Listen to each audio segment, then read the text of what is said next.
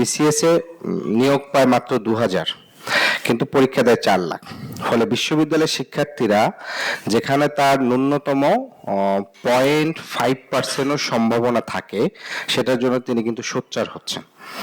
তো এই যে ন্যায্যতা চাকরির ক্ষেত্রে আমরা যেটা দেখি, নিয়োগে স্বচ্ছতা, অনেক সময় আমাদের চাকরিতে আপনার হচ্ছে দলীয় বিবেচনায় নিয়োগ দেওয়া হয়, এই যে নানা ধরনের বিষয়গুলো থাকে, সেই জায়গাগুলো যদি আমরা পরিবর্তন করতে পারি এবং এখানে দক্ষতার ভিত্তিতে যদি কর্মক্ষেত্রে ঢুকতে পারে কোনো ধরনের সুপারিশ ছাড়া, তাহলে এটা একটা প্রাথমিক ভাবে এটা একটা আমাদের যারা কর্মসংস্থান আসতে চায় তাদের ভিতরে একটা ভালো সম্ভাবনা তৈরি করে। কারণ আমাদের এখানে গ্রাজুয়েটদের মধ্যে একটা আলোচনার মাধ্যমে শুরু হয় যে চাচা মামা ছাড়া চাকরি পাওয়া যায় না।